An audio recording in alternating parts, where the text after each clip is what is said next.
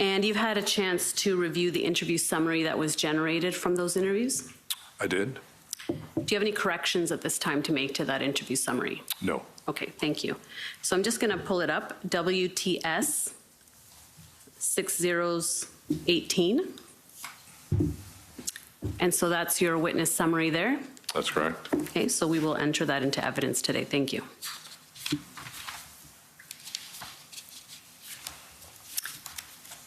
Now I see that you have a document with you today. Is that right?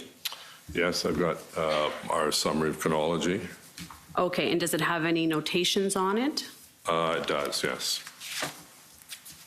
Okay, so I would ask that you can have the summary of the timeline, and I believe the timeline you're referring to is, yes, so we're going to take that one. Okay. And you can have the timeline of events as, and that is the institutional report of the City of Ottawa with respect to the timeline of events, correct? Yes. Okay, and you've indicated that, are there any notations on that one? Not this one, no. Okay, thank you. And can you tell us why you're having that with you today for your testimony? Just to be clear on the dates, and the sequence of events that took place earlier this year. Okay, so it's a way to remember the dates. Correct. Okay. Now, my understanding is that you were not involved in the day-to-day planning and preparation for the convoy's arrival in Ottawa. Is that right? That's correct. And that was left mainly to the city manager, Steve Kanellakis, and others within the city. Is that right? Yes. Okay. And I understand that you had a briefing with former Chief Slowly and Mr. Kanellakis on the 26th to talk about what to expect in terms of the convoy's arrival. So this is now before the arrival of the convoy. Is that right? That's right, yes. And can you tell us what the chief told you in terms of what to expect? Well, the information was not particularly clear. No one had a real sense of how many vehicles were coming, whether they were going to stay a long period of time, what their actual plan was. There was a sense on the chief indicated that the group was somewhat disorganized and did not speak with one voice. And in terms of scope, scale, number of vehicles, number of protesters, can you give us a sense for what you were told?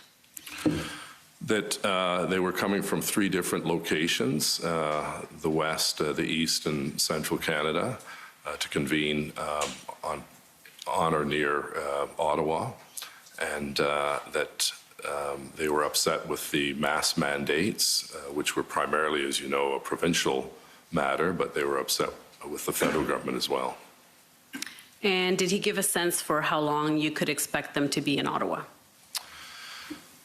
My recollection was that they would be here for 1 or 2 days. That was the norm. You know, a lot of people protest in our city, and our police do a very good job of controlling and managing the situation.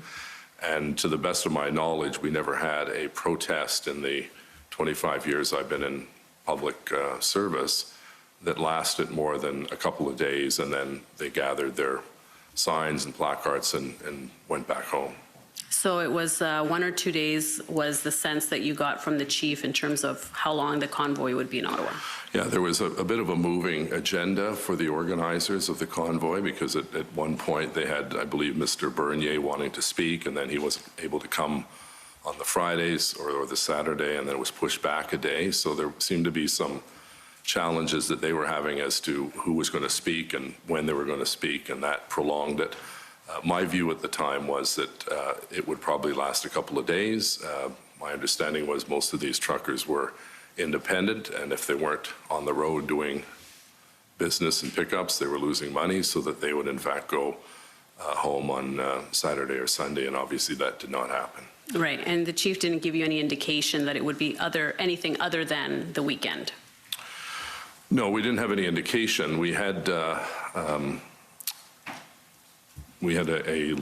memo or an email from Steve Ball, the Hotel Association, indicating that one of the organizers had come and inquired about a long-term booking of 30 plus days at a number of hotels. They wanted, I think, 9,000 to 10,000 hotel rooms.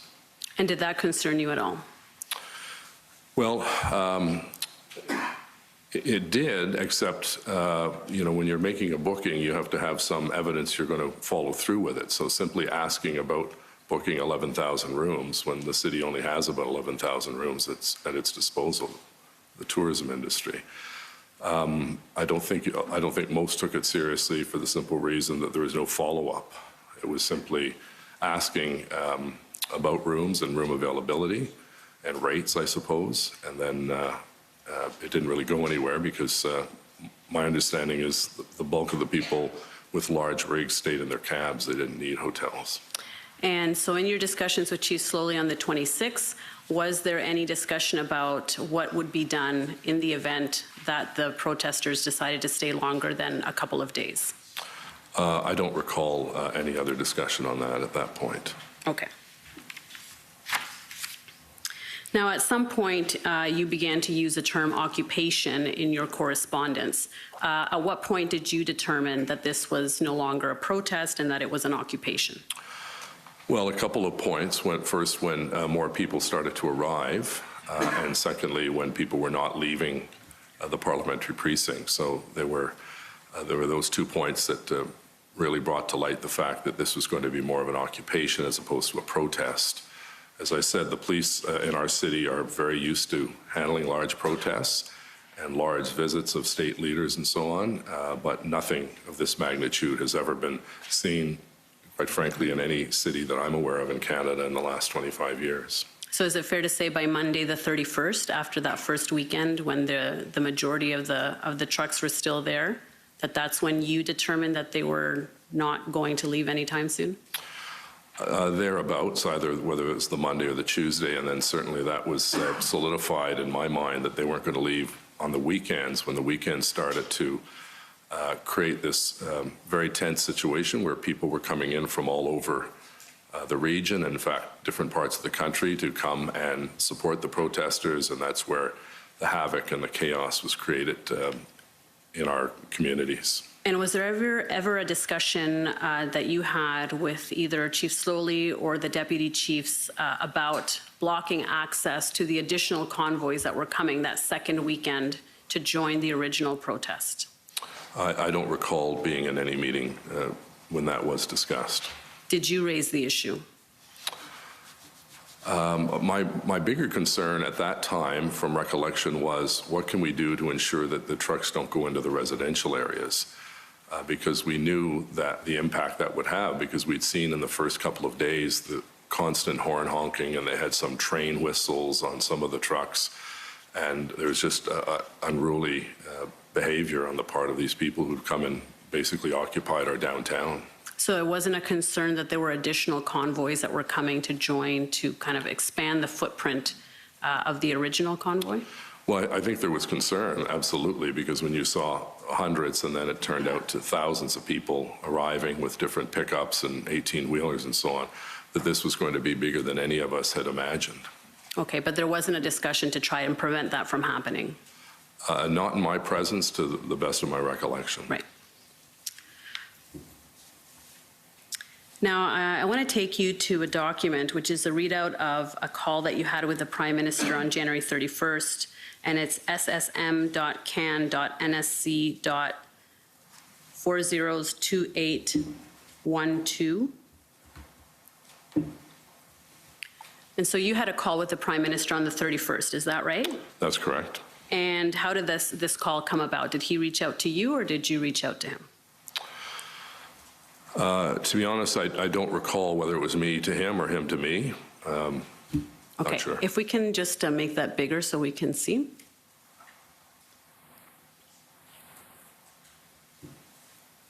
Okay, so you say hi. And as we know, these are summaries of the call. It's not a transcript, but it gives you a sense for what's being said. If we go to, right, so JW is when you're speaking, PM is when the Prime Minister is speaking, and so the second thing, second section there before the redacted portion, the second sentence, third sentence, you said, these people had their time and need to move on. We have been trying to get this across to the Chief of Police. Do you see that? Yes. And when you say these people, are you speaking about the protesters? That's correct. And you say, we have been trying to get this across to Chief of Police. So this is now Monday, the 31st, so right after the first weekend.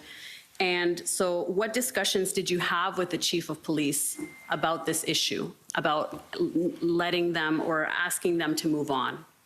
Well, I was interested in what the plan of action from the police was going to be in order to clear out the downtown core, because my sense was that this was not shrinking in size as people started to go back home. It was growing in size, so everyone could see that.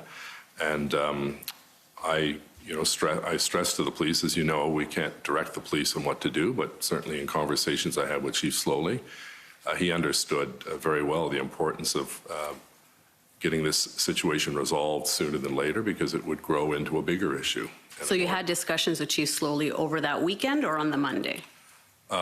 Sometime in that period. I don't know if it was a Sunday or a Monday, but I was in contact almost on a regular basis with someone from the police service, whether it was the chief or the deputy, Bell.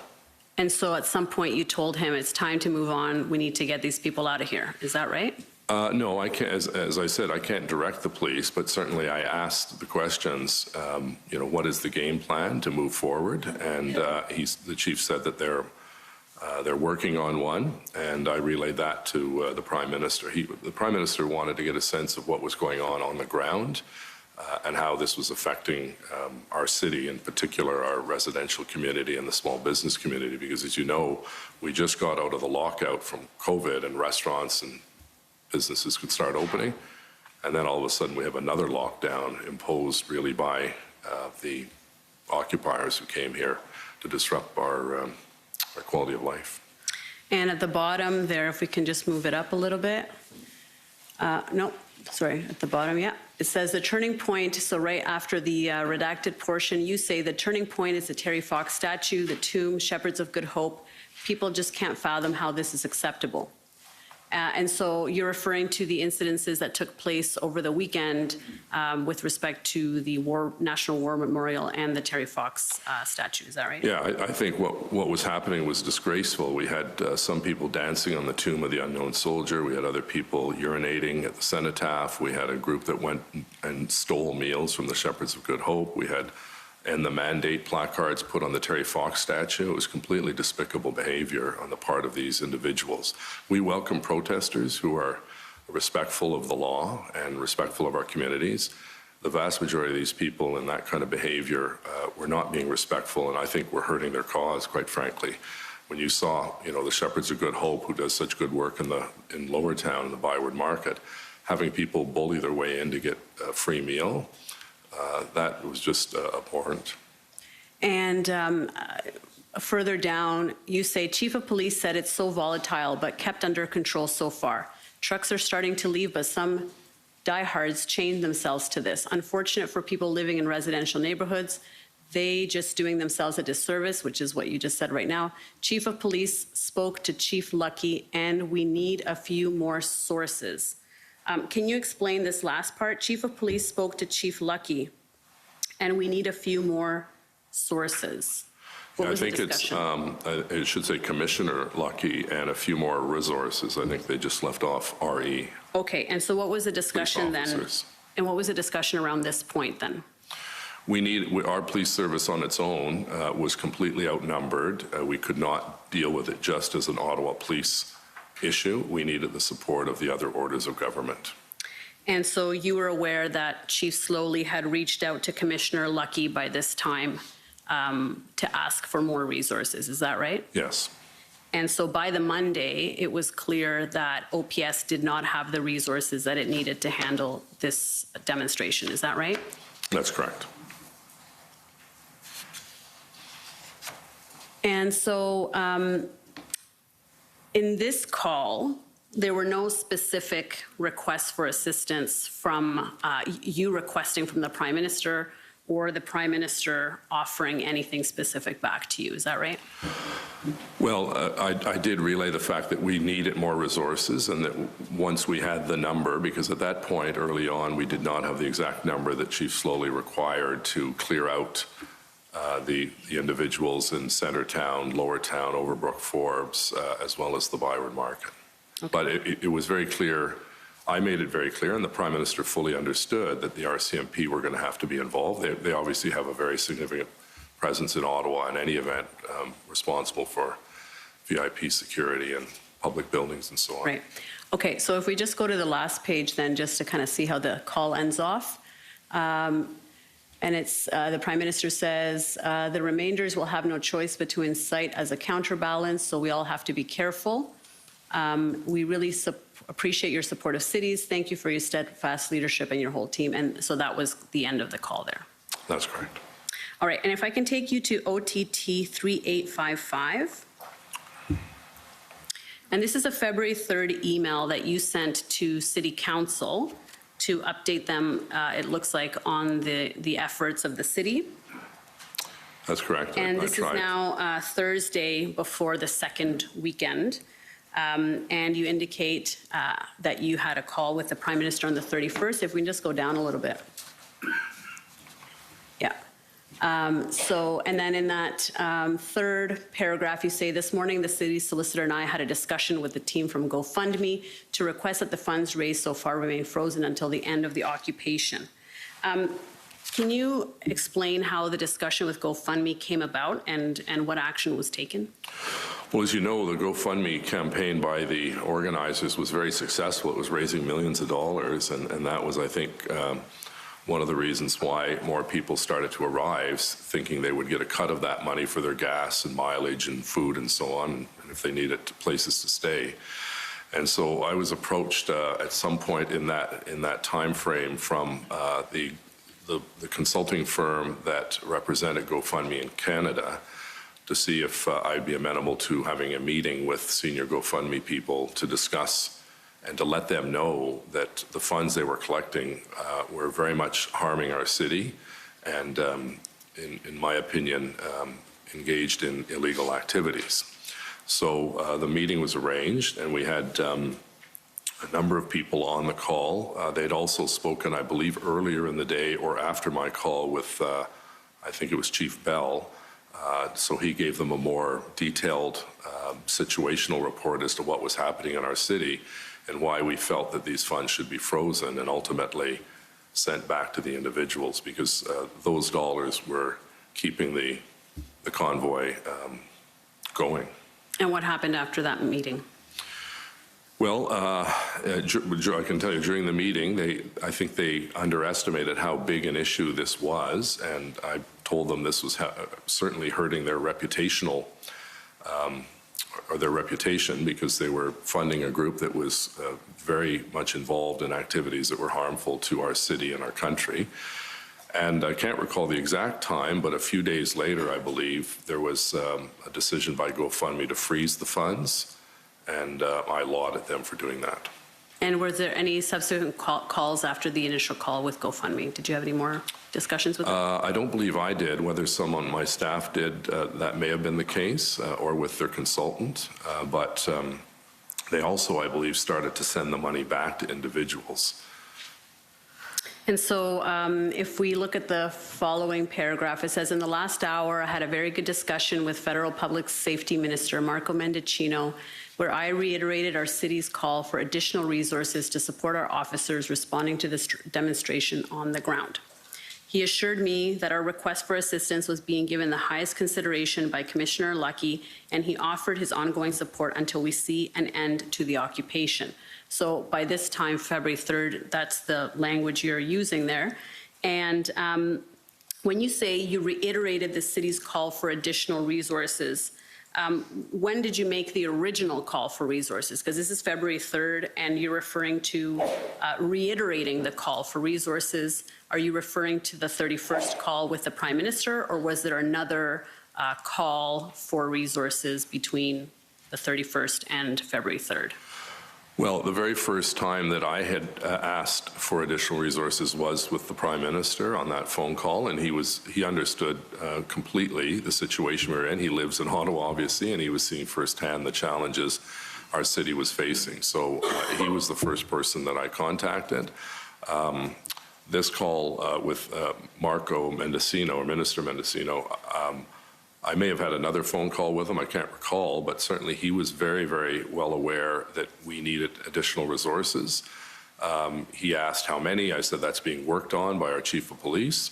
And I also indicated that we're going to reach out to the OPP as well, and that Chief Slowly, who had very good contacts with municipal leaders, would reach out to municipal police forces as well. And I certainly called a number of my mayor colleagues across the country, bringing them up to speed on what was happening, and said that you may be getting a call from your chief of police, and we hope that you can help us during this difficult time. And the municipal police forces were very, very responsive, and we appreciate their support at our time of need. So in terms of a specific request for resources, this February 3rd call with Minister Mendicino would have been the first time that you asked for resources from, other than the January 31st call, which was not as specific. This would have been the request that you made for additional RCMP officers. Yeah, I don't want to mislead you. I may have had another call beforehand, but I can't recall, and I don't have notes to that effect. But we may have had another call, but certainly this call and this memo that I sent to colleagues on City Council was to deal with the immediate and the short term and the long term.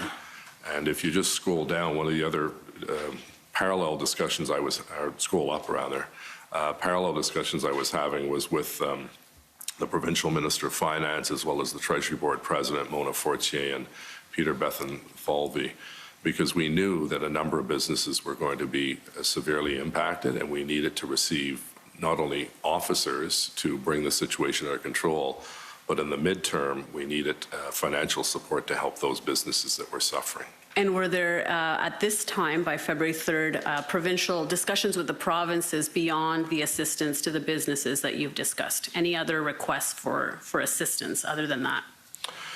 Well, at some point, I know Chief Slowly would have been in touch with his counterpart at the OPP. Sorry, I mean with respect to your discussions or your requests.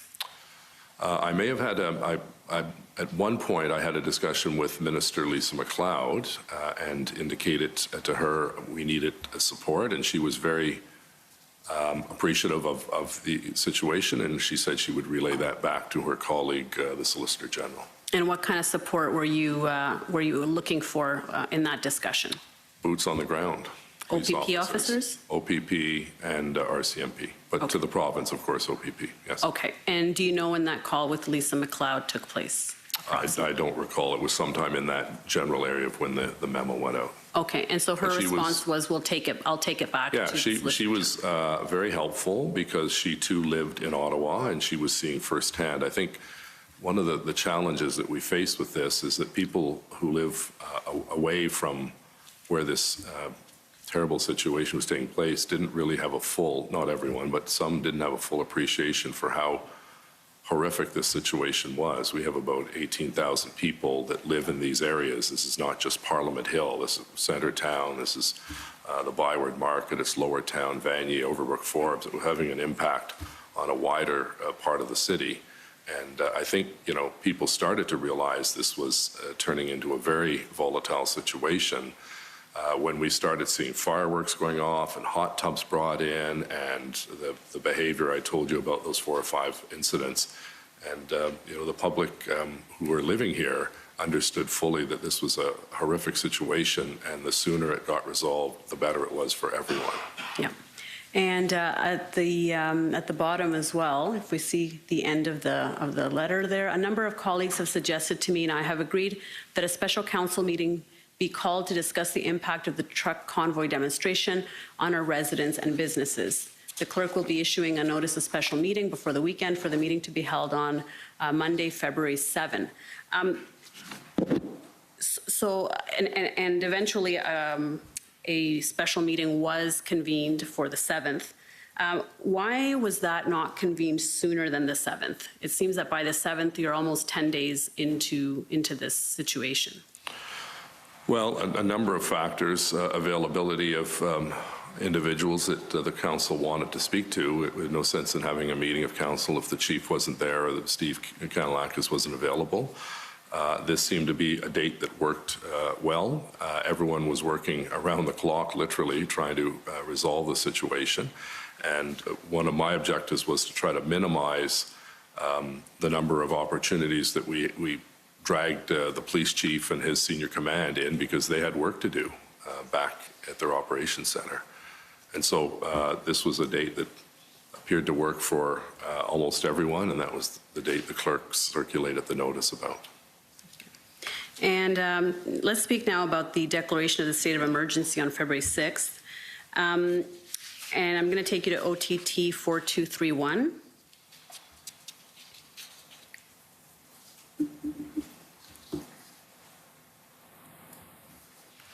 And this is the declaration of the state of emergency that you issued, is that right?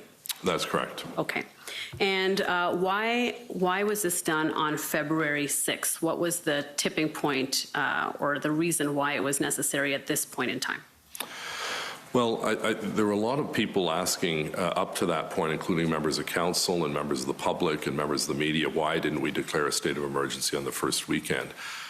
There's a little bit of a urban myth or misconception about what a municipal state of emergency. It has very little impact on public safety. It really is an administrative tool that allows the city, for instance, to bypass the procurement policy of the City of Ottawa. A good example is during the pandemic, I declared a state of emergency and allowed us to go and get personal protective equipment without going through a tender process of the top three and so on. So it made those kinds of decisions quicker. It allowed the city manager to take people from one branch of a city in a different collective agreement and move them into another area. We needed people, for instance, to administer needles and do COVID-19 tests. And, you know, if you had a job that was not essential to that, we needed extra people. So I think it was in some ways to give some comfort to the public that, yes, we consider this an emergency, but we were constantly explaining and trying to allow people to understand that this really did not have any impact on the overall removal of individuals. But beyond the potential measures that were made available to you as a result of this declaration, it's also, as you say, an important signal, or it's symbolic in a way, and it allows others to understand that the city considers that it is beyond the capacity of the city to deal with the emergency. Yes, but on every occasion that I've declared a state of emergency, it's been on the advice of our city manager, and the city manager brought this to me at that time, and we had the clerk draft the resolution, and I signed it. Did you seek advice prior to February 6th as to whether you should declare a state of emergency? I would have mentioned to Steve Kay, let me know when you think it's necessary, and you know, he came to me, I can't remember the exact date, it was probably the day before this it was signed, and on January 15th, I guess. No, it was later than that. And it was on his advice, and the clerk prepared the document, and I signed it and released it to the public. And so what discussions did you have with Steve Kanellakis about using this as a way to engage the province? Well, I think there was some discussion with my chief of staff and Steve Kanellakis that there was this may act as a catalyst to get the other two orders of government to move.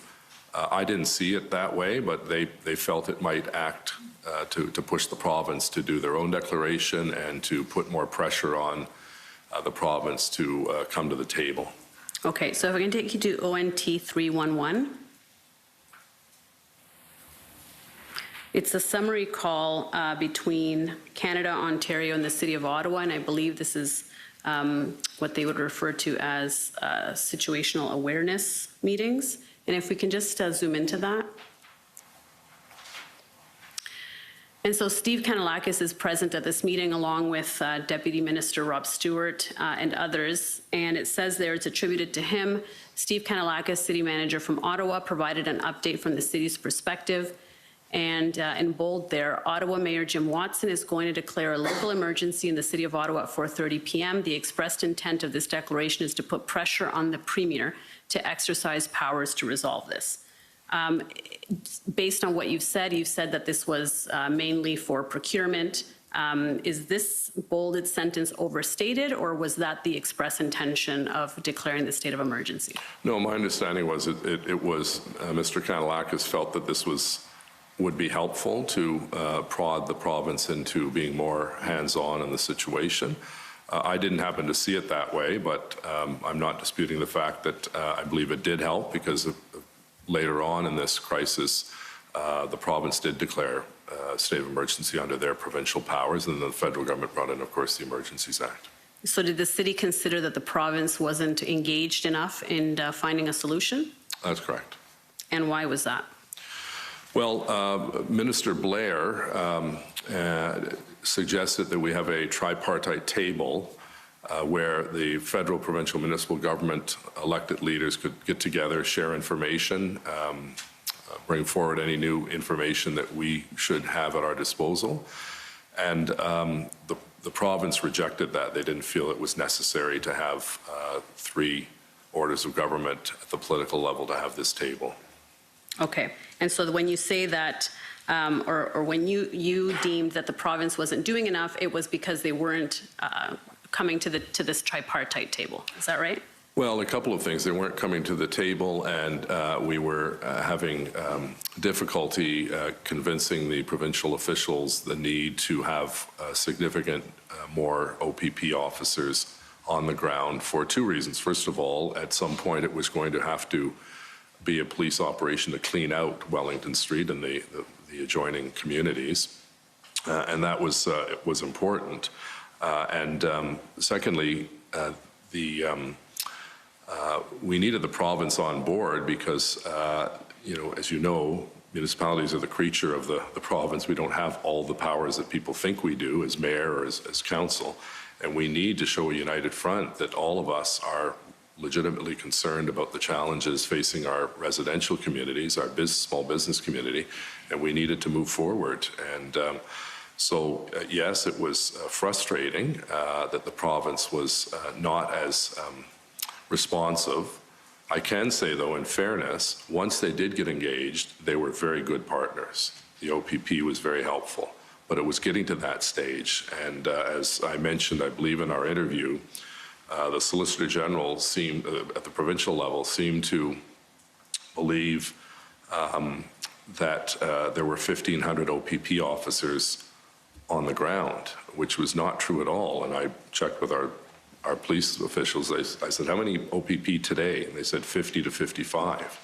So the Solicitor General kept repeating that there were 1,500 police officers. You'd know if there were 1,500 OPP officers, you would see them. Yeah. There weren't. Okay, and we'll get to that in a second. Sure. But I just wanted to point out that the tripartite meetings took place on February 7th, 8th, and 10th.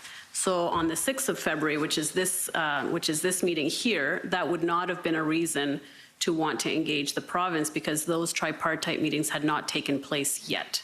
So yeah, well, there were tripartite meetings at the staff level, and there was the tripartite group. We tried to get together with the federal ministers, Mendicini and Blair and myself, and we hoped Minister Jones. Okay, so we're gonna we'll look at those in a minute. Further down, it says the mayor Jim Watson is feeling the pressure and wants this issue to be pivoted back to Ontario and Canada. City of Ottawa is looking for a way out. Are you able to explain, this is something that Steve Kanellakis said in a meeting, but he is saying that you're feeling the pressure and you want the issue pivoted back to Ontario and Canada. Can you expand on that? Well, of course I was under pressure, but my bigger concern were the residents who were under much more pressure than I was living through this hell. In terms of Steve Kanellakis indicating we wanted Ontario and Canada to be involved, was that, first of all, we knew that none of the mandates that they were protesting had anything to do with the City of Ottawa or any municipality. They were all provincially run or federally run. Secondly, we did not have the resources. We didn't have enough police officers to continue doing all of the rest of the work of patrolling Ottawa streets. And as you know, we're 2,600 square kilometers, so you couldn't take every officer away from Canada and Orleans and Vanier and so on and put them in the downtown core. So pivot to Ottawa or pivot back to Ontario and Canada was to say, please come to the table. We need your help. Okay. And if I can take you to OTT 18172. What date is that? This is a February 6th email from, it looks like OPS. to you and to Chair Deans. So it's from James Armbruster. I believe he's with the OPP. No, or the OPS, sorry. No, he was my EA. Oh, okay. I'm sorry. And that's to you and to some other people in your office. Sorry, I'm reading, it says to James Armbruster from me on what I'm seeing. I'm looking at the one above. But in any event, if we go down, yeah, you're looking at the one underneath it. Right. Yeah, sorry. And if we go down to the original one, okay, okay, perfect. So if we go up to see the two, so this one is from the Ottawa Police Service, John Steinbach's. Right. And it's to you and to Diane Deans, Serge from your office, and other people there from the OPS, et cetera. Right. And it says, Chair Deans and Mayor Watson, please find below the list of Ottawa Police Service asks to the federal, provincial, and municipal levels of government that was requested yesterday by the board. These asks are designed to assist with the management and safe conclusion of the demonstration. Right, and what date is that? This is February 6th. So it's Okay. the day that you declared the state of emergency. Right. And then it says the chief is requesting a meeting as soon as possible to discuss. We're available this evening. And if we go down to see what the list of asks is, there are some things there for the city to do. And it looks like then the chief was asking the city to assist in several ways that are reflected there. Is that right? That's correct.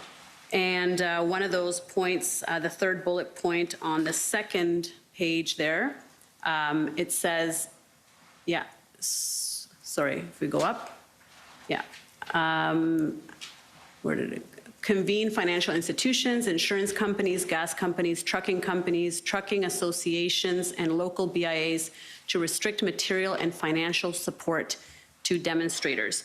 Can you explain what was being asked of the city in that point? On that particular bullet point? Yes.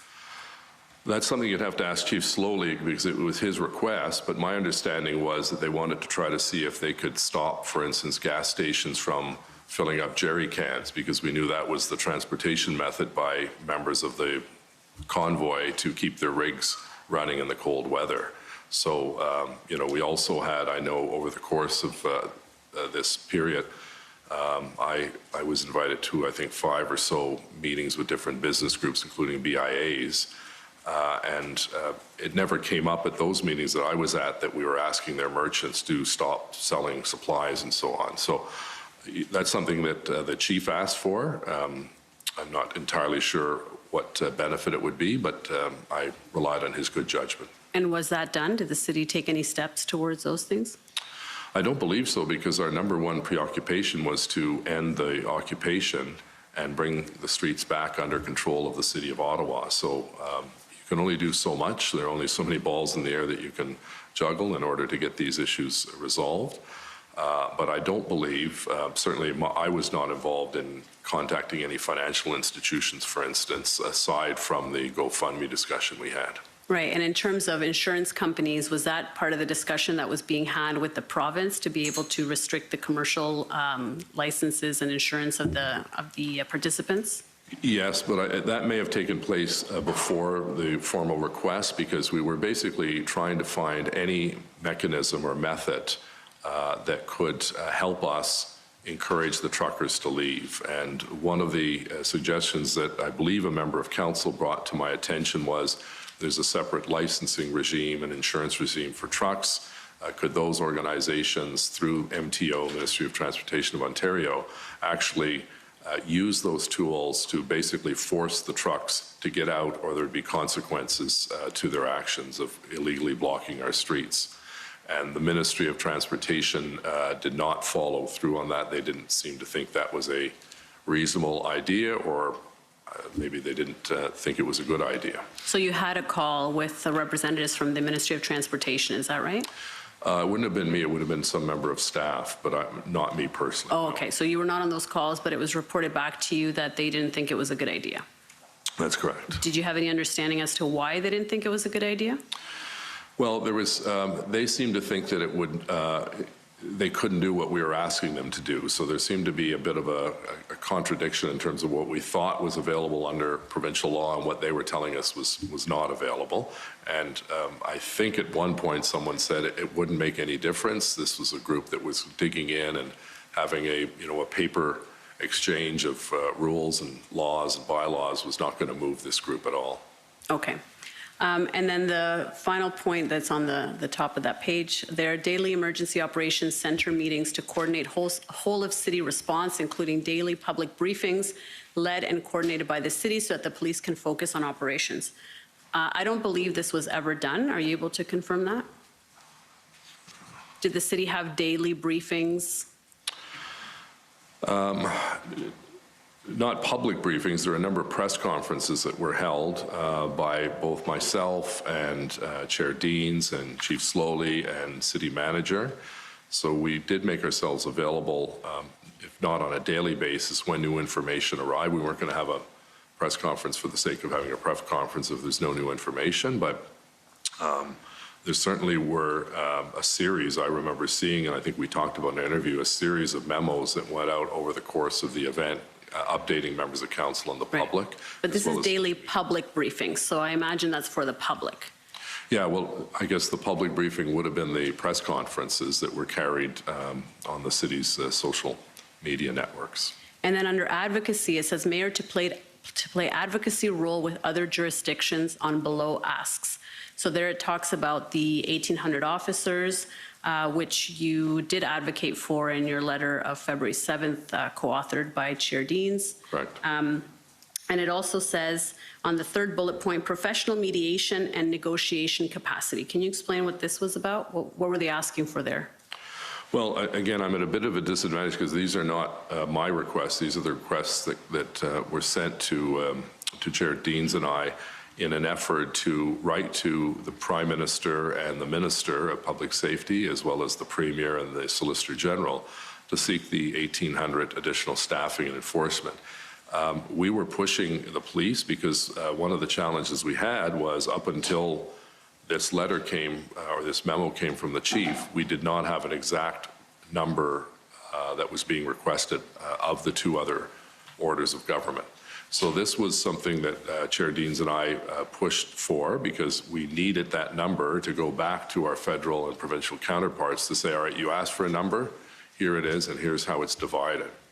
So on the issue of mediation, again, I can only suggest it may have been they wanted to have some capacity to go and try to mediate the safe removal of all of the trucks, but that would be something the chief would have to ask. Right, so the chief asking you then to engage a professional mediator for that purpose, to try and de-escalate the situation with the protesters?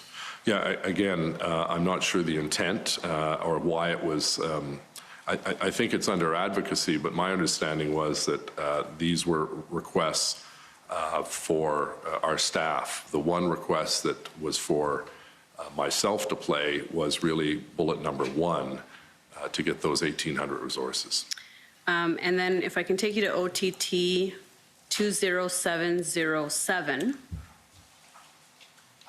And what date is that? This is on February 7th. It's the next day after that email from the OPS. Right. With the requests.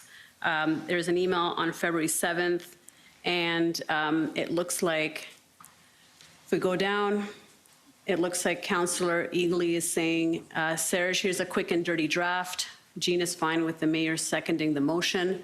And then there is, this is a draft of a wording for a motion, and there's a lot of whereas, and then it says at the bottom, therefore, be it resolved that the mayor, supported by City Council, formally requests that the federal government appoint an independent mediator forthwith to assist in de-escalating the protest, as well as the orderly removal of the protesters and their vehicles from the City of Ottawa.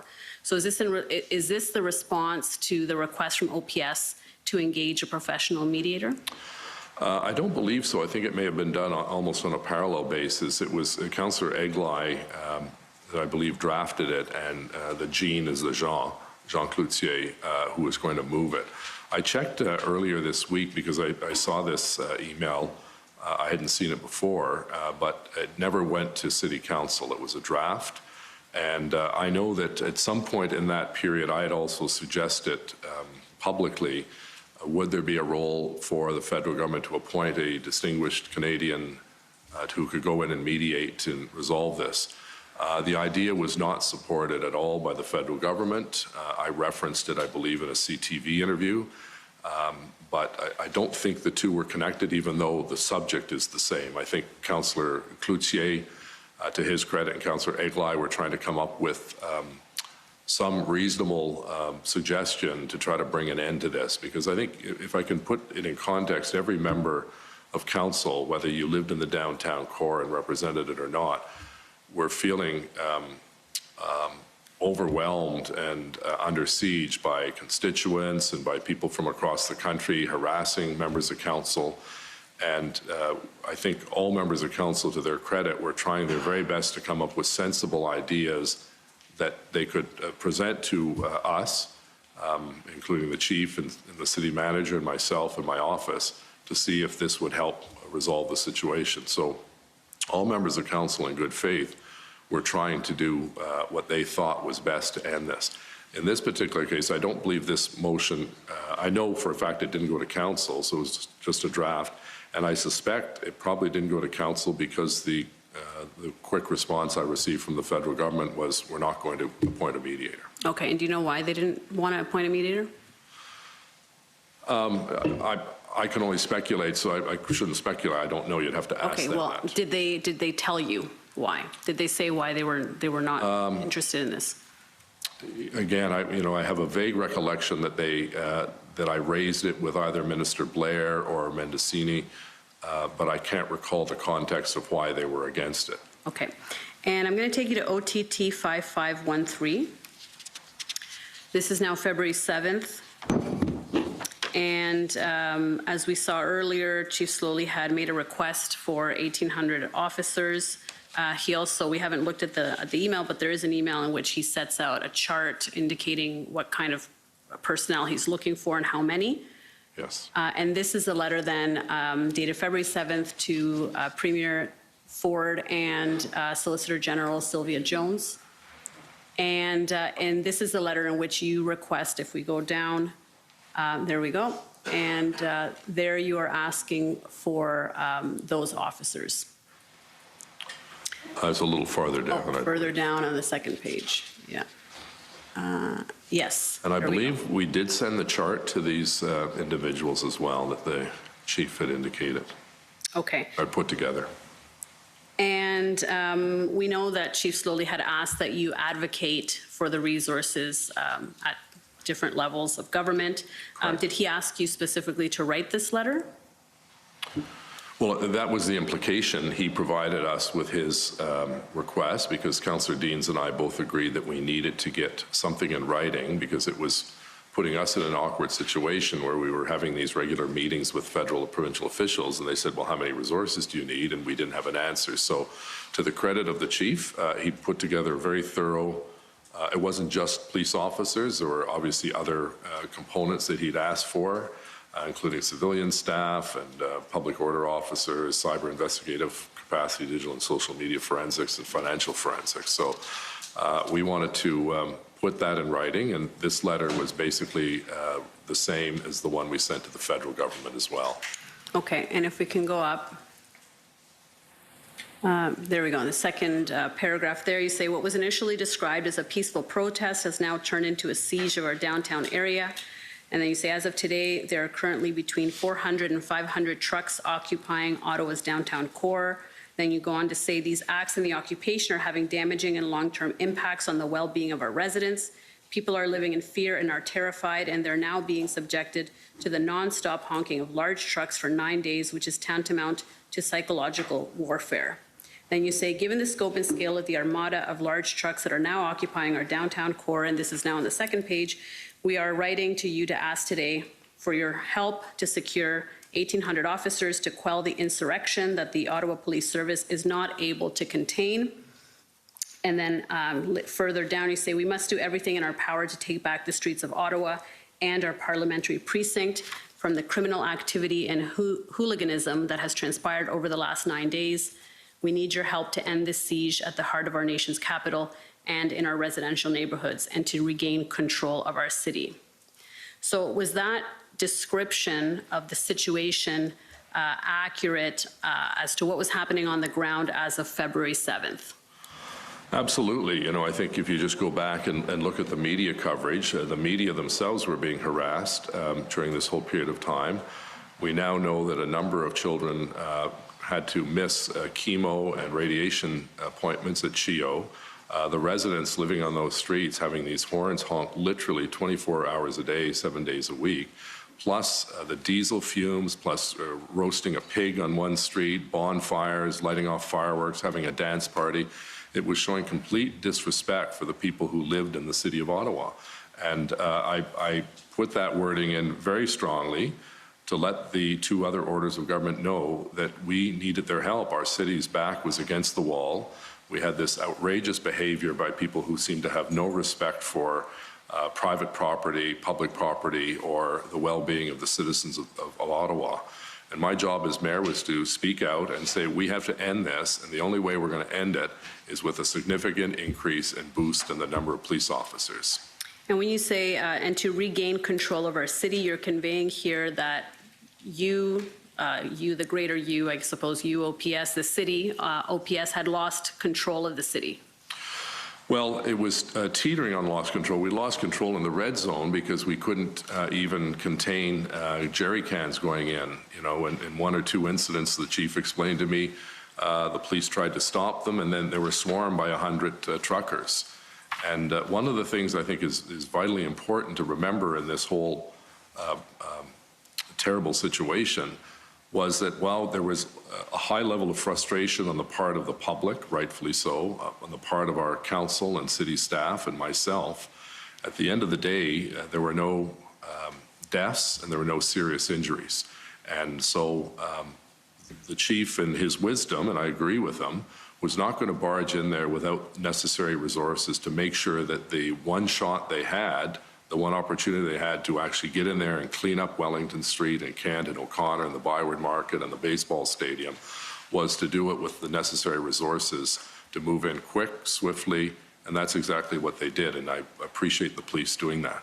But you're quite right, in the red zone, it was lawlessness. People were having parties, they were open fires, they were throwing off fireworks that were a fire hazard to heritage buildings in the downtown core. They were harassing people in restaurants, tearing off their masks. These are not sort of made up stories. These are all documented during the convoy occupation. And so, yes, we're not swallowing our pride by saying we could do it all on our own. We needed help, and we needed the help of the other two orders of government. So if I can take you now to OTT 6057. And this is another letter dated February 7th, and this is now directed to the Prime Minister and to Minister Mendicino. Is that right? Yes. And it's essentially the same letter. That's correct. Okay. And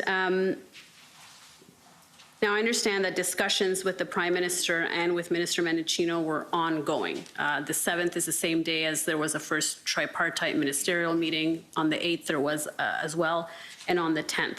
So did you receive a formal response to this letter from the Prime Minister or Minister Mendicino? I'd have to go back and look at files. Often these letters go out, they're publicly made, and do you necessarily get a response? Yeah. What we were looking for is not a nice typewritten response. We wanted action. And we believe that, or I certainly believe, that this letter acted to break the logjam, to put in writing for the first time our specific requests that we needed help. Now, the Solicitor General did respond to your letter on February 8th. On February 10th. Is that right? I recall her sending, I think, a 2-page letter to, I believe it was both Councillor Deans and myself. Okay. If I can take you to ONT 851. And this is the response dated February 10. We can see there's from the Solicitor General of Ontario.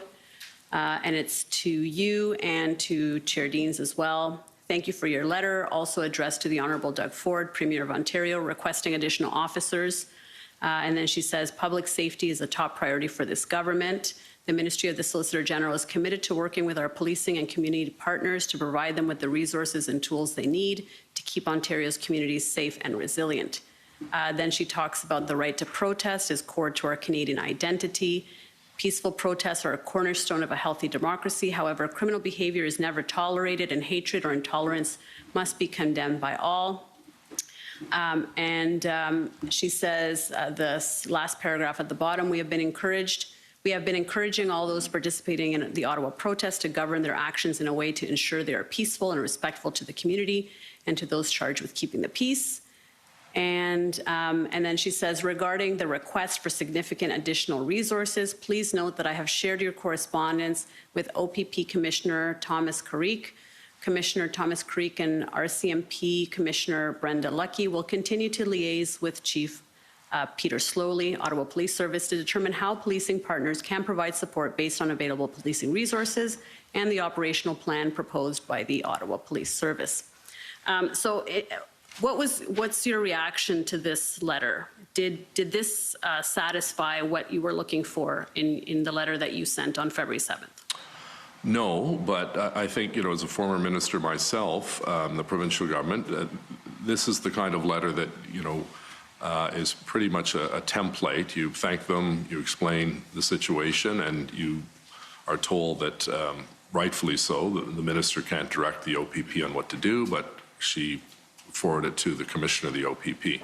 So, we knew at some point we would get through to the province and they would come and help us. And when they did, it was very much appreciated, and the OPP did a remarkable job. But, there's the level of frustration that we had was that it's fine to forward this to the commissioner of the OPP, but by that time, the commissioner would have known what our request is, because Chief Slowly was in pretty regular contact with both commissioners. So did the Solicitor General commit to do anything, either in this letter or in any discussions that you had with her? Any kind of specific action that the Solicitor General was committing to take? Well, again, when I had a call with her, I can't recall the date, but with the Premier and Solicitor General were both on the call, and they indicated that they would not be participating in the Tripartite group, which was disappointing, but it's their call. But I reiterated with the Premier on I believe the 2 calls that I had, that it was essential that we get police officers here as quickly as possible. And the whole issue, as I talked about earlier, the Solicitor General was under the impression that there were 1,500 officers assigned to Ottawa, which was not the case. I think what may have happened was that the minister or the OPP were, giving you a cumulative number, 50 here, and then maybe 40 came back, and then another 60 arrives. You count 50 plus 60. And the other thing is, I think you have to keep in mind, in this period was the Windsor situation, which was viewed as a higher priority given the $1 billion a day trade blockade that was taking place in Windsor. Mm-hmm. And so we certainly saw through the news a significant OPP presence in the Windsor area. And I thought at the time, well, I wish they were here because we think we're just as important as Windsor. But I thought, well, at the very least, they did a very good job in Windsor. And once that's wrapped up, they'll be sending those officers to Ottawa. Okay, so you expected that the Windsor issue, and by that we mean the blockade at the Ambassador Bridge, would be resolved before Ottawa became a priority to become resolved. Is that right? Yes, and that's in fact what happened. Okay, and if I can take you to ONT 858. Now, this is a letter that was not sent to you. It's the next day after the response from the Solicitor General, the kind of template letter as you described it. And this is now February 11th, and this is directed to Commissioner Carrick. And the Solicitor General says, this letter is being sent regarding the protest activity occurring in Windsor. So this is the Windsor situation as you were talking about. Right. The Government of Ontario is proposing that a meeting occur within an agreeable time period between a select group of protest leadership and representatives of the province to allow their issues to be heard. To move forward with our offer to schedule a meeting, all protesters must leave the protest site immediately, denounce all unlawful activity, and encourage a period of quiet. This means no unlawful, unpeaceful, unsafe protest activity can occur between the time of acceptance of this offer until the meeting takes place. Please share this with the protest leadership and note that immediate agreement is required. Any time delay in acceptance will negate this offer. So in this letter, the Solicitor General is offering that the province will meet with a group of protesters in Windsor if they leave the protest site immediately and denounce all activity. Are you aware if the province ever offered to meet with protesters in Ottawa? I'm not aware of any such request. And is it fair to say that that option was never discussed either with the Premier or with Solicitor Jones at any of your discussions? That's correct. Okay. And I actually, in fairness, I have not seen this letter. I don't believe it was CC'd to me, so it's the first I've seen. No, that's right. It's not a letter that was sent to you, but the question was whether this type of offer that was being made with respect to the protesters in Windsor, if that ever came to your attention, if that ever happened with respect to the protesters in Ottawa. And what I hear you saying is that no. No, that was never an option that was presented to me or anyone in my office. Okay. If I can take you now to, I'm going to take you to the first tripartite meeting that occurred on February 7th, and it is pb.nsc.can 2335.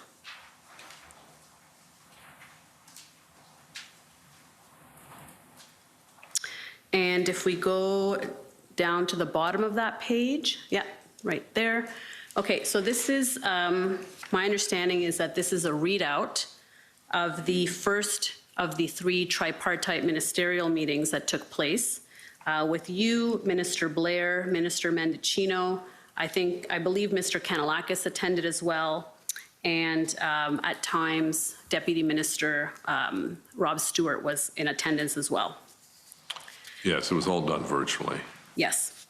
And BB there is Bill Blair, and in the second line he says, spoke to PM last night, felt it was important to convene table. All of them have already been working well with city officials. And so it looks like there, the Prime Minister felt that it was important to convene this tripartite table with everybody at the table so that issues could be discussed. And if we look at MM is Minister Mendicino, and in the third line, he says, we have confirmed 250 Mounties have been deputized. He says, we have been timely and responsive in putting our response together. Minister Jones will want to have a discussion with what they can contribute. So I understand that he's saying here that they have made 250 RCMP officers available. Is that your reading of that too? Yes. Okay. And if we go to the next page, you say, in the first line, you say 150 already pre-assigned. And are you talking about RCMP officers here? That's correct. You say not on Wellington Street or Kent. Counted as part of the total, but this doesn't help our foot soldiers with OPS. Down to 100 spread over 3 shifts over 8 hours, this isn't a lot. Our request is significant. Biggest crisis facing our city. We are filled with angst. So what are you trying to convey in this section here? Well, I have to say, Minister Mendicino was very approachable and reasonable to deal with in the many opportunities I had to deal with him. He understood the file, but we had a disagreement in terms of what the, I'll call it 250, I guess, officers on the ground, as the federal government was saying. They were on the ground in Ottawa, but they were assigned 50 to West Block, which was the new center block, 50 to Rideau Cottage, and 50 to Rideau Hall. So out of the 250 or 257, you remove 150 right away because those individuals stationed at West Block, Rideau College, and Rideau Hall were not helping in Centertown or the residential area of Centertown or the Byward Market or Overbrook Forbes. So, you know, it was a bit frustrating because, you know, when you read through this, once you get down to 100 spread over 3 shifts of 8 hours a day, it's not a lot of officers. And so while we appreciate it every time we saw a Mountie or we saw an OPP officer, we needed the large number of 1,800 to get this situation under control and kick these yahoos out of our city who are disrupting the quality of life of the people of Ottawa.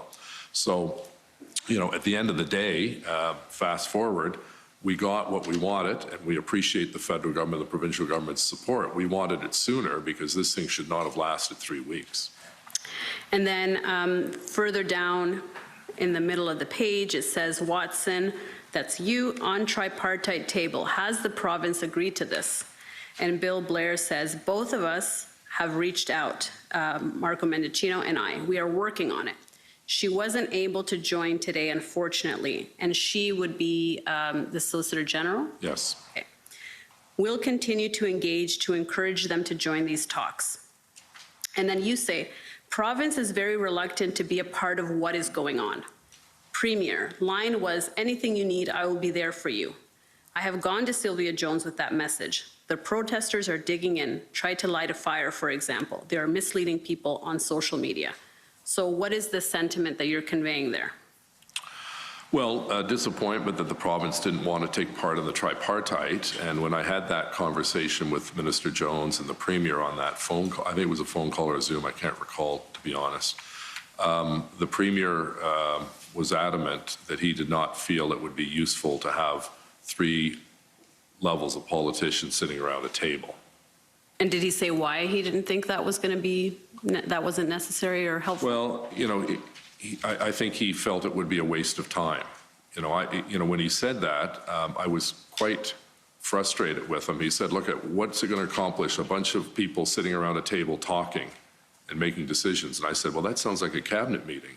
And he didn't like that. But at the end of the day, it was his call. If he wasn't going to go to force his minister to go to the meeting or not go to the meeting, he just said they're not going to be part of it. So as I said, now in fairness to the Premier, when he did engage, it worked. We had the police officers from the OPP, we had the RCMP, and we were all on the same book. But this thing should have been resolved in week 1, not week 3. And when did you see engagement from the province? When did you start seeing that? I'd have to look through my notes, but it was, you know, I think probably sometime by the end of the second week of the protests, sometime in that period. So we know that the province declared a state of emergency on February 11th. Would you say that they were engaged before that time, or that's the point of time when they became engaged? Well, you know, notwithstanding the fact they didn't want to participate in the tripartite, they were obviously available to us. And, you know, as I mentioned, you know, at the local level, federally, I had very good liaison and connection with Minister Yasser Naqvi, the MP for Ottawa Centre, and Mona Fortier, the President of Treasury Board, as well. I think she was in a different portfolio at that point, and Minister MacLeod. So we were having ongoing discussions at the political level, and all 3 of those and other elected officials were acting as a very good conduit for our requests back to their political establishments. And I can't give you an exact time when the province was more engaged, but they were always engaged. They just weren't at the tripartite table. And I think certainly after Windsor, they recognized the next big problem is Ottawa, and they better, you know, get there as soon as possible, because this thing was close to swirling out of control. And what we were seeing was every weekend, people were treating this like it was some sort of a rave or a party or something, and arriving, and there were DJs and loud sound systems and racist flags and desecration of our national war monument. And I think, you know, I can't give you the exact date, but eventually the OPP came on board. Eventually we got the RCMP. But as I said, this thing frustrated me because, you know, the public were saying, well, why don't you tell the police to do this? And as we all know, or most people know, in our society, a politician cannot, by law, direct a police service on operational matters. So we have to work at the political level to do whatever we can to get some resolution to a situation that was extremely hurtful to thousands of people. So if I can take you that now to another document, SSMNSC.CAN 2052.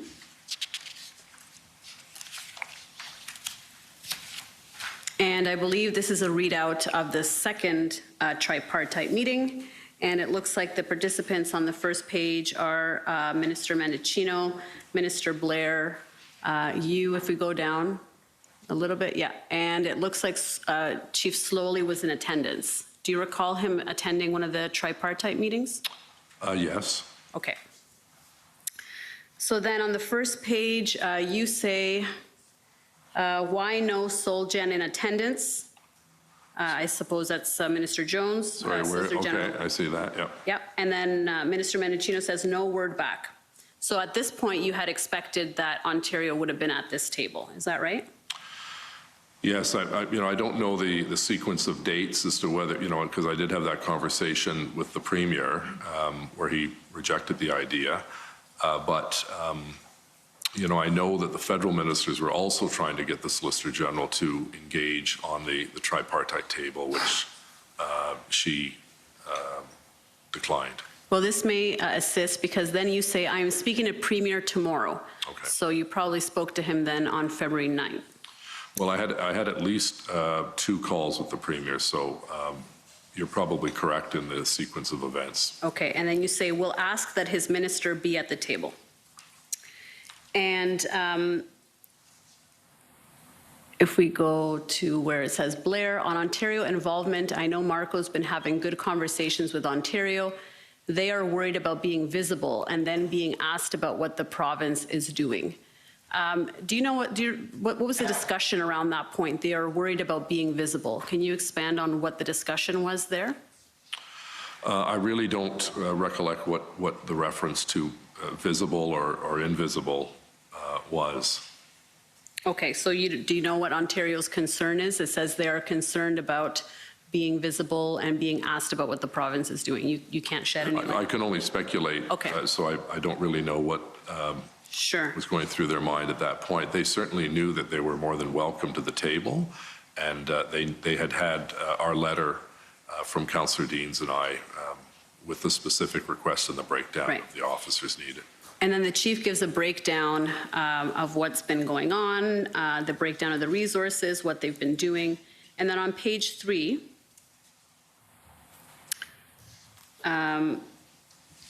so it says on page 3, at the very top, public safety risk is higher on Rideau. It's being contained by Sorry, where is this? On the very top of page 3. Okay, go ahead. Yeah. Thank you.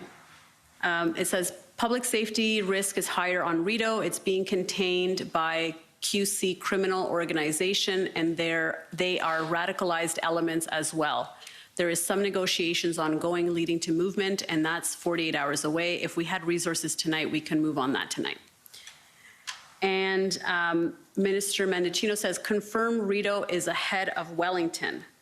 So my understanding that this is in terms of clearing areas, that Rideau and Sussex would be ahead of Wellington in terms of an area to clear because of the criminal activity that's being described here. Is that your understanding as well? Yes, and my understanding, because I was briefed on this, was that the chief indicated there were the criminal elements, I believe, were involved with the biker gang community in Quebec, and they were blockading the corner of where Rideau, Wellington, Sussex, and Colonel By connect, and it was also had shut down, as you know, the Rideau Centre, which was a major economic generator, as well as a lot of small restaurants and shops along Rideau Street and the Byward Market. Right, and then Slowly says, yes, it's blocking a hospital route, et cetera, high risk to public safety. When we have resources, reliability, we will be able to move. So here he's indicating that that area is blocking a hospital route and therefore a priority for clearing it out. Is that your understanding as well? Well, and also it's a major transit hub for both STO and OC Transpo as well. Right. and a lot of small businesses in that area. And then further down slowly says, for every action we do, there is a counter reaction that can exceed our resources. We saw that in Coventry. Our public request for more than 1,800 more people resulted in the activity in Windsor, plus a national call for protesters to drive to Ottawa so they can outnumber even increased police presence. So do you recall what Slowly was saying here about the public request for 1,800 officers? Did he see that as a concern that that request was publicly made? Well, I think what we were trying to do was to keep that number confidential because we didn't want to show our hand and the police's hand as to how many resources were coming in. But I don't know when the 1,800 came out. It may have come out at a police services board or a question from a member of council. You know, you couldn't keep it suppressed forever. But, you know, I certainly was not concerned with protesters coming all the way from Windsor. What my preoccupation was to get the police officers that had quelled the situation in Windsor to get to Ottawa as quickly as possible. And I think his point is it was a bit of a game of whack-a-mole. When they'd sort of resolve one situation, another thing would flare up. A good example of that was the shack that was being built near the canal and the NAC in Confederation Park, this permanent structure where it was a food distribution point and it was very, very unsafe. There was propane, open fires, gasoline, all stored in this area. And our fire chief and fire service said this is a tinderbox that could explode. So, you know, we had the request from the NCC because it was their property to move in. They eventually did move in, tore all of that down, but then people started to come back again. So it was one of these great frustrations that people had where you got one thing resolved, then you moved on. He just didn't have the resources to keep enough police services there to ensure that a flare-up wouldn't happen again. So it all boiled down to we needed more boots on the ground. And so then Bill Blair says, have you looked at traffic laws, et cetera? So he seems to be suggesting to use existing laws to deal with this. Well, you know, the police have the responsibility for the Highway Traffic Act. You're correct. And, you know, police can issue tickets for bylaws, parking and so on. But we had, you know, I think the figures are in the documentation. There were thousands of tickets that were issued, hundreds of people that were charged and arrested. But we couldn't, for instance, send unarmed bylaw officers into a very volatile situation to hand out parking tickets. If police were being swarmed, you know, certainly you can expect even worse treatment of individuals who are not given the proper training to deal with a confrontation of that nature. I would not want to send a friend or foe into that red zone or into the area where the Quebec And at the bottom, oh, sorry. Yes. Go. Yeah, I wouldn't in good conscience want to force bylaw officers who are not geared to dealing with angry, unruly mobs into a situation where their safety could be in danger. Right, and Chief Slowly alludes to this at the bottom. He says it's a challenging situation to enforce. Just yesterday, 100 people surrounded 30 officers when they apprehended an individual with a gas can and were almost overcome. We need extra public order. Bylaws aren't my control. So he's essentially saying existing bylaws, existing resources is not helpful to end the situation. Yes. Okay. And then you say, show me the Mounties. We need to come out of the meeting with a down payment on resources. What will you commit to? And then Minister Mendicino says there is a 5 p.m. RCMP call with the city, I believe. We need to have the province present on these calls. OPP will play a critical role. And then you say, it's hard for me to blast the province when I don't have a commitment from the feds. So explain that comment there.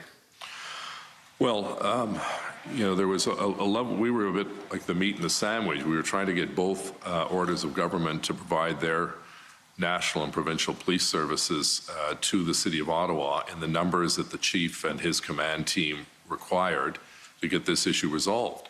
And we knew, you know, if you go back and look at the sequence of events from week 1 to week 2 to week 3, we started to see a lot more action in week 2 than we did in week 1.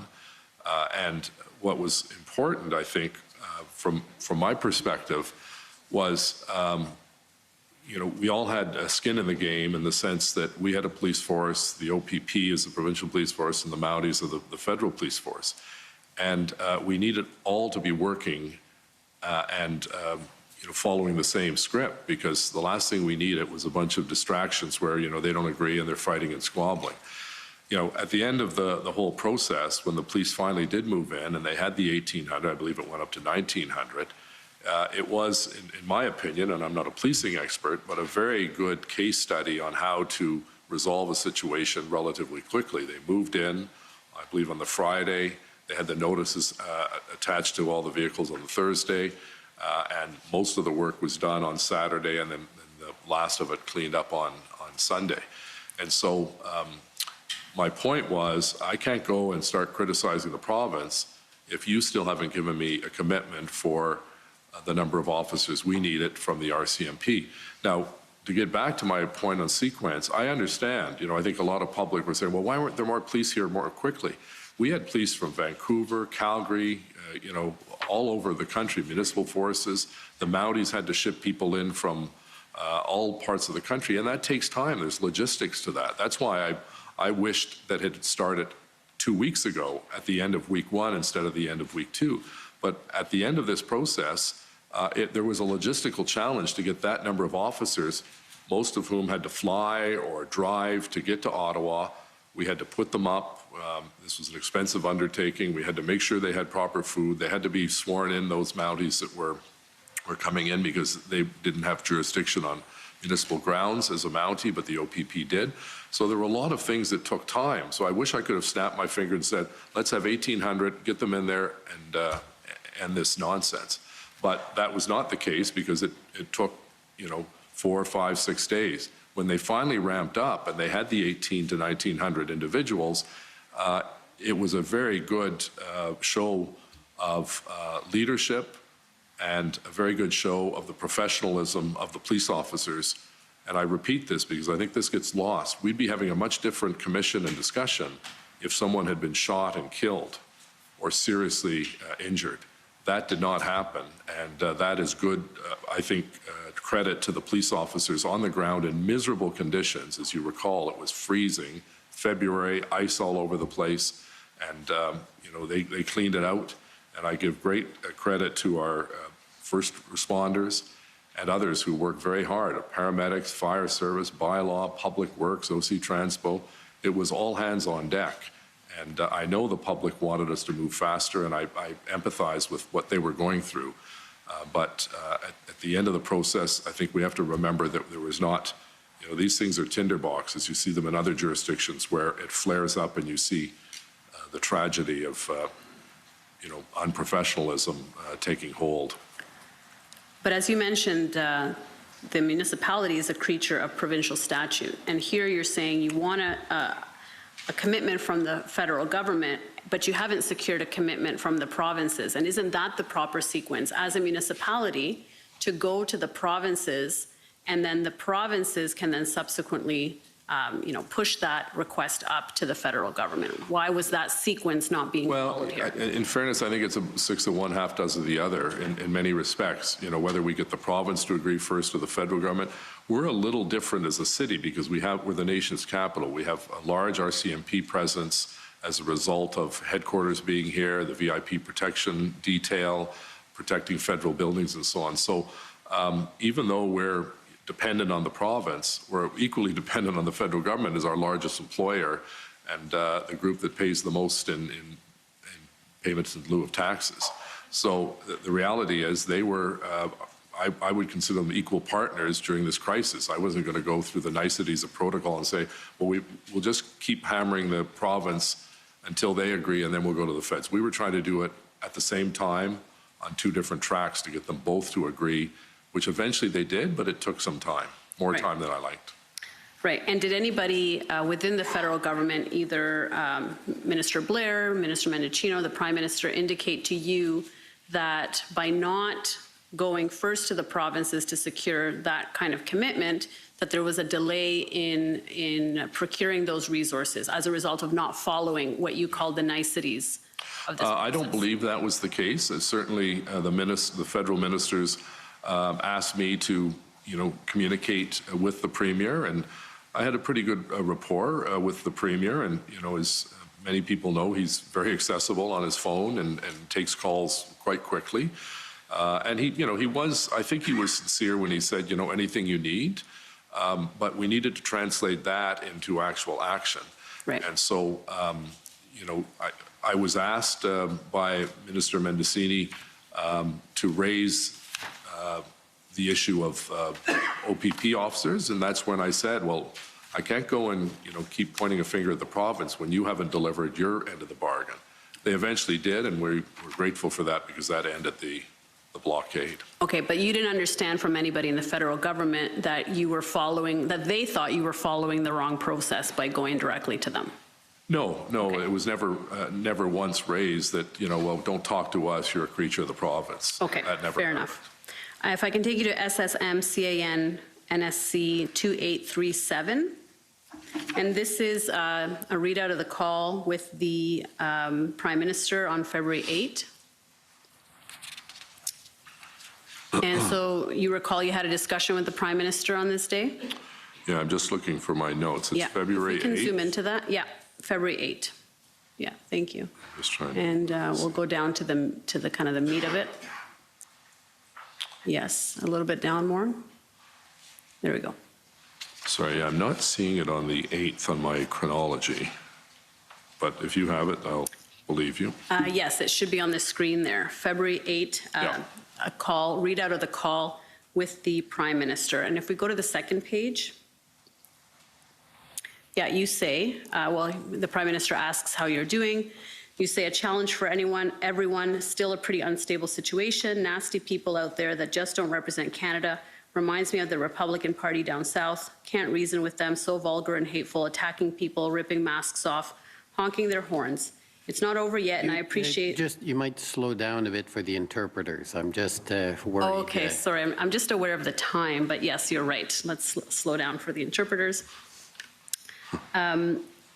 It's not over yet, and I appreciate that I had a really good conversation with Marco and Bill. We have a table with the PT this afternoon at 4:30. Do you know what the reference to the PT is? That just the tripartite, or what's the PT? Do you know? I'm assuming it's with the province. Usually you think of PT, it's provincial territorial, but... Okay.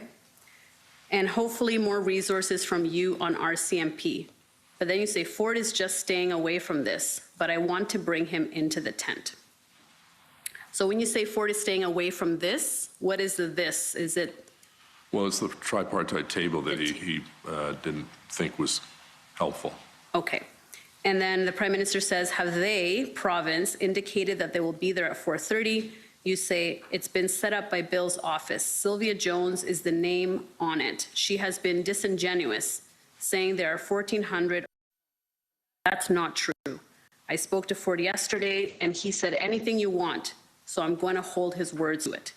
So this was the issue that you had raised about the 1,400 OPP officers, correct? Yeah, I think it was 1,500, but close to 1,400, correct. Okay, so for either 1,400 or 1,500. And on the Sylvia Jones, her name was on it, but she did not participate. So she was on the invite, is that right? Yes. Okay.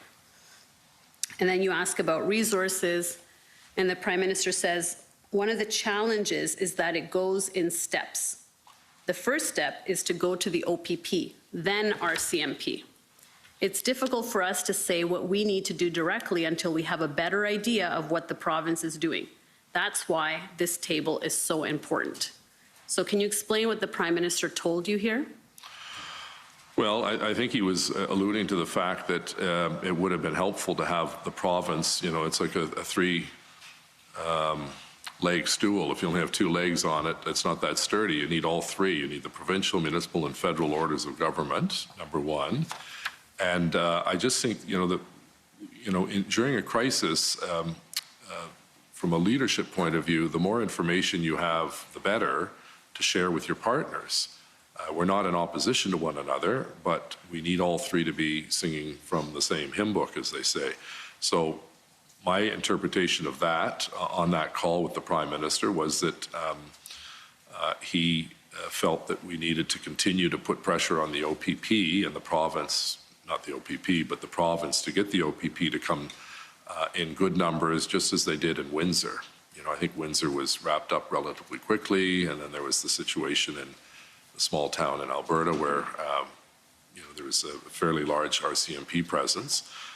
We needed both of those police services on board in order to move in. The police from Ottawa could not do it on their own, and having 50 OPP and another 50 or 100 RCMP was not going to cut it. We needed the 1,800 total. And so when he says this goes in steps, the first step is to go to the OPP, then RCMP. Did you understand him to be saying that the proper order of operations was not being followed? No, I wouldn't interpret it that. I think normally, in the normal course of events, for instance, the declaration of a state of emergency or requesting the military, there is that process where you have the municipality ask the provincial government, who asks the Minister of National Defence. We did that, for instance, during the flooding, I believe, in 2017 and 2019, where the military were very helpful to come in and help. But from my perspective, this was completely different. This was not a regular, situation. This was a very unique situation. And I challenge anyone to come up with any time in our recent history in the last two generations where this kind of an occupation took place for a prolonged period of time. So I think he was referencing probably the normal course of events is that we would normally go through the OPP and up the chain of command. But we had requests in based on the letters Councillor Deans and I sent to both orders of government, and it was very clear that we needed both of them to respond as quickly as possible with action and not words.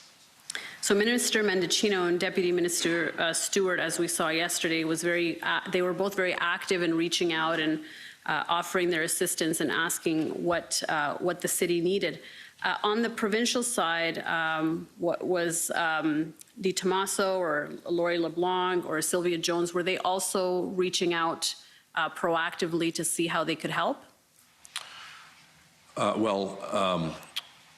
We knew what help we wanted, and they knew what help we needed because we sent the letter, so they were fully aware of our request and the specific demand. So you weren't hearing them proactively like you were from the others? No. Again, I think, I only had, I believe, 2 or 3 calls with the Premier, and I think only one of those was with Minister Jones. So I don't recall. In fairness, I don't know why they would be asking us what we need when, in fact, we told them what we needed in that letter to the Premier and to the Minister. Right. And then the Prime Minister says, but on the Ottawa policing side, you have seen, as I have. Sorry, where's that? Which paragraph? So we're now further, the last paragraph at the bottom. There, now it's in the middle. It's the Prime Minister. It's in the middle of the page, right. But on the policing side, it's on the second paragraph of the Prime Minister's Okay, I see that. But on the Ottawa policing side, you have seen, as I have, some concerns on how things were handled from the beginning. How is your relationship with the police chief, and how are you guys working together? There are moments when you are saying one thing and he is saying another. Is there anywhere we can help around that? Now, the Prime Minister here seems concerned that you and Chief Slowly were delivering different messages. Do you have a sense for what that concern was? I don't, and I don't believe I asked for clarification. I had full confidence in Chief Slowly.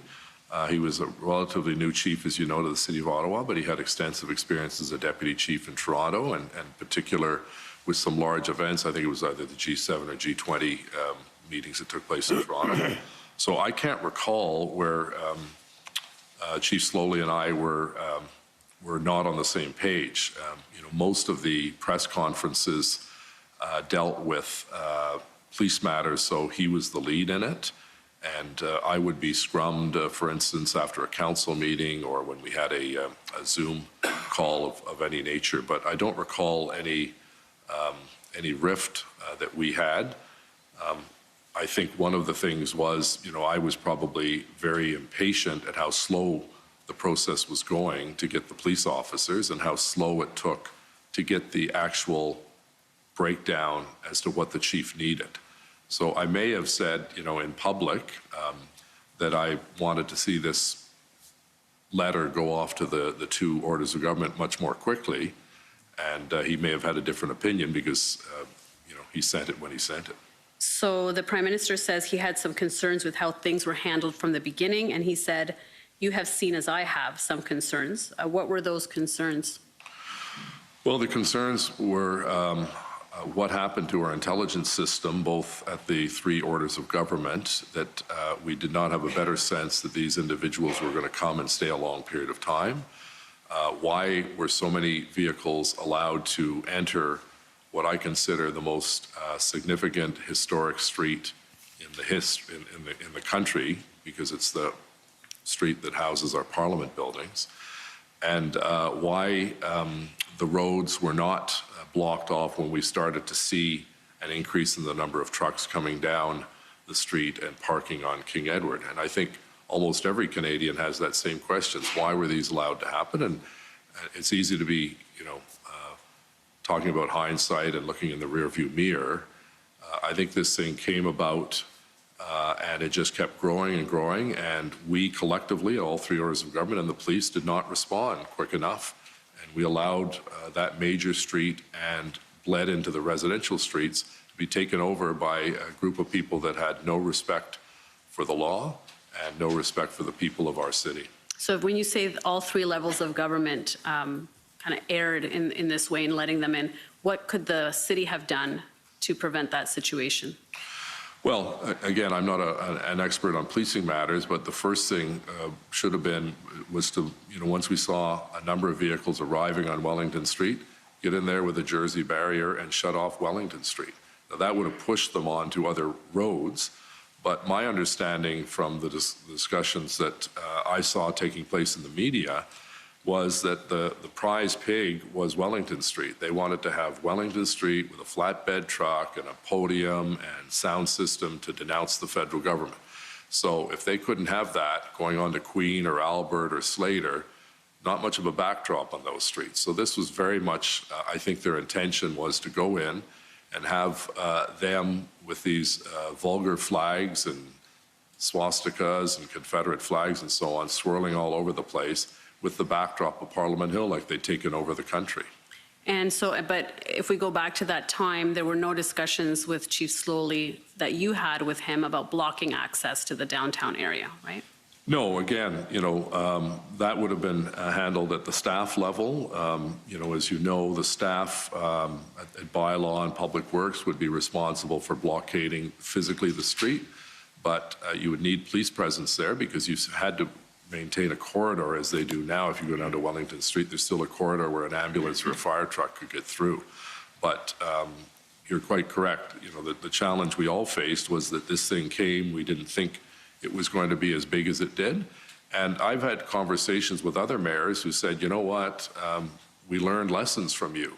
Toronto, I think, handled the situation, and the mayor told me, Mayor Tory, that, we were the guinea pig of these protests, and it allowed them to get their act together at the start of the issue because they saw what the pattern of activity the truckers were doing here in Ottawa. And as a result, they were able to secure tow trucks quickly, and they were able to close off access points to Queen's Park, and the same thing happened in Quebec City. So, these mayors, learned lessons from us, and if it had happened in another jurisdiction, I think we would have acted differently and quickly to secure Wellington Street as quickly as possible.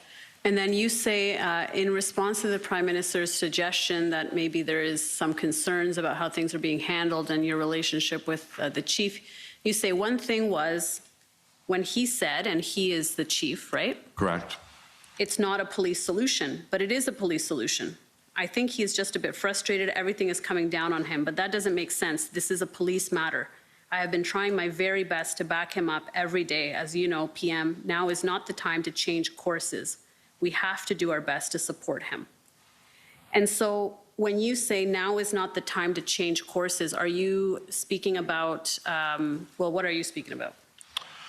Well, it's not the time to change the leadership of the police service, namely the chief. But if you go back, I just wanted to, that was one of the frustrations I did have with Chief Slowly when he said it was not this is not going to be a police solution. And I think a lot of people were sort of scratching their head and they said, well, if it's not a police solution, how are you going to solve it? These individuals, by and large, you could not argue rationally or sensibly with. They were emotionally charged, angry people from all parts of the country. And I just thought that was a strange statement to make. But again, as I said, I very much backed the chief. And I thought, given the situation he found himself in, he was doing the very best he could to manage a lot of different groups.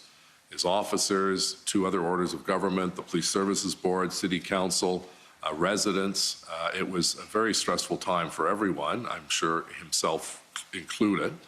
But I don't know at that point if there was some discussion about whether to remove the chief or not. I certainly don't recall it later on, yes, because obviously he did in fact leave the police service. I can't recall how many, I think it was on the He left on the 15th. 15th, correct. So on that point, did you ever have any discussions with anybody, either within the provincial government or the federal government, about Chief Slowly's leadership and whether or not there should be a change in course?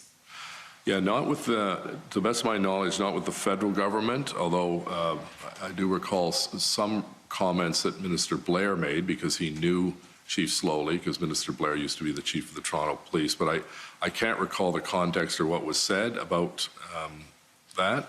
I know, for instance, during the call I had with Minister Jones and the Premier, they expressed some concern about the chief's plan or lack of plan to get this issue resolved. And, again, I suspect Premier Ford knew Chief Slowly from his days as a Toronto City Councillor, but it didn't go farther than I think there was Minister Jones made some reference to the fact that she was hearing that things were not operating at the operations center as well as they should be, and there was some conflict and division of opinion.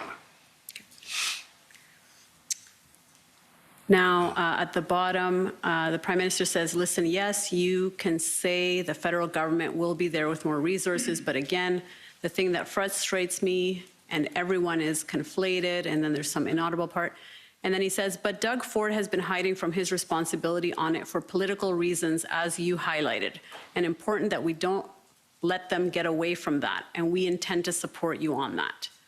So what was your understanding of the political reasons of why Premier Ford, according to the Prime Minister, was hiding from his responsibility?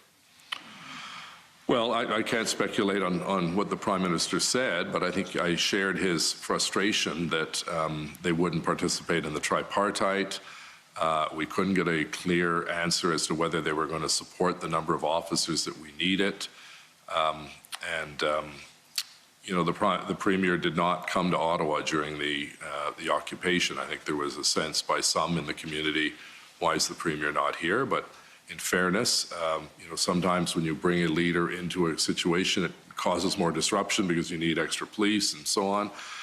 But we had an open line of communication with the Premier, but I felt that I think he was probably more comfortable not getting into the mix of this until they were able to come up with the number of officers that he could announce were supporting our officers. But the Prime Minister here is saying that you're saying that it's for political reasons.